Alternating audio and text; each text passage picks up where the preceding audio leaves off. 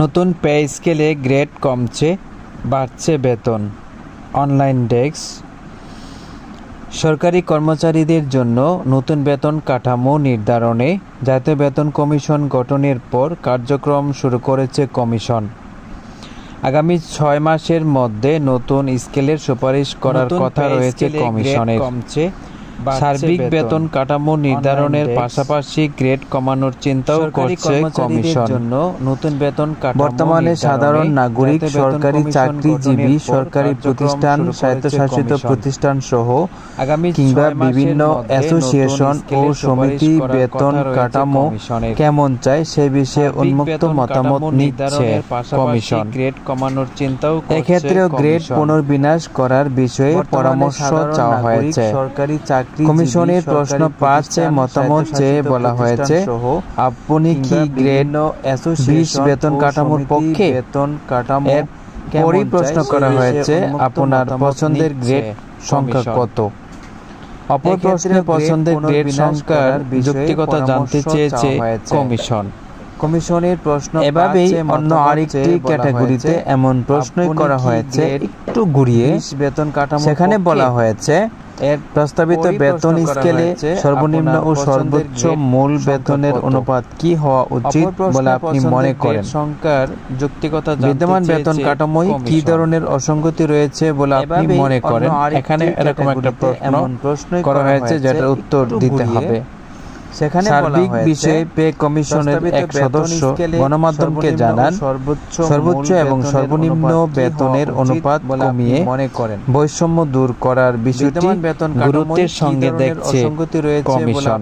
মনে করেন সেজন্য বিদ্যমান 20টি গ্রেড পুনর্বিন্যাস করে মোট গ্রেডের সংখ্যা কমিয়ে আনার বিষয়টি চিন্তা করা হচ্ছে। এক সদস্য 4 ক্যাটাগরিতে মতামত নেওয়ার পর কমিশন বিভিন্ন কমিটি সংগঠনের সঙ্গে মত বিনিময় করবে। এরপর যাচাই বাছাই করে গ্রেড পুনর্বিন্যাসের সুপারিশের বিষয়ে চূড়ান্ত সিদ্ধান্ত নেওয়া হবে। মোট গ্রেডের সংখ্যা পে স্কেল আনার বিষয়টি 2015 গেটে দেখা গেছে চলমান বেতন স্কেলে অষ্টম 22,000 এবং নবম গ্রেডে 23,000, বেতনের ব্যবধান মাত্র 1,000। এরপর একইভাবে 20তম ও 19তম গ্রেডের মধ্যে বেতনের ব্যবধান মাত্র 250 টাকা। আর 17তম 9,000 টাকা ও 18তম 8,800 টাকার মধ্যে মূল বেতনের ক্ষেত্রে 200 টাকা এবং 12তম ও 13তম গ্রেডের ব্যবধান মাত্র 300 টাকা।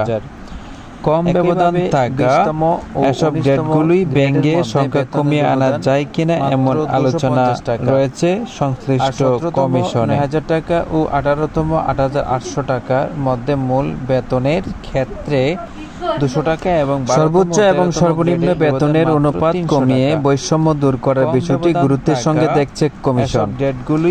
সেজন্য বিদ্যমান 20টি গ্রেড পুনর্বিন্যাস করে মোট গ্রেডের সংখ্যা কমিয়ে আনার বিষয়টি চিন্তা করা হচ্ছে। মতামত নেওয়ার পরপর যাচাই বাছাই করে গ্রেড পুনর্বিন্যাসের সুপারিশের বিষয়ে চূড়ান্ত সিদ্ধান্ত নেবে কমিশন। বিশেষজ্ঞরা বলছেন, সর্বোচ্চ সর্বনিম্ন বেতনের অনুপাত কমাতে দেশের বিদ্যমান গ্রেড পুনর্বিন্যাস করা জরুরি।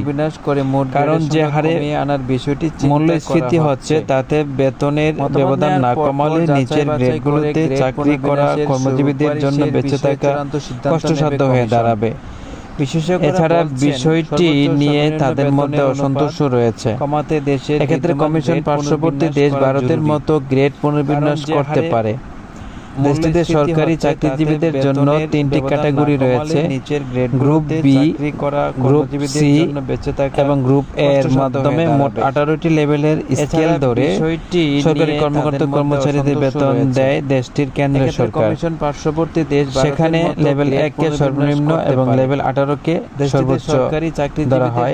এই পদ্ধতিতে বাংলাদেশের পে কমিশন চিন্তা করছে বাংলাদেশের বেতন কাঠামো এবং গ্রুপ পুনর্বিন্যাস করার জন্য।